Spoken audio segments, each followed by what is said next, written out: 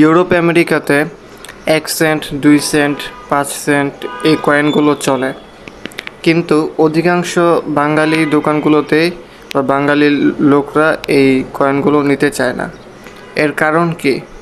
এর কারণ হচ্ছে বাঙালিরা ভিখারি সমাজ থেকে এসেছে, তো কয়েন দেখলে তাদের সেই ভিক্ষাবৃত্তির কথা মনে পড়ে যায়। কয়েন দেখলে তাদের থালা বাটির কথা মনে পড়ে। তাদের পূর্বপুরুষরা ভিখারি ছিল, তো বাঙালিদের পূর্বপুরুষরা ভিখারি, তো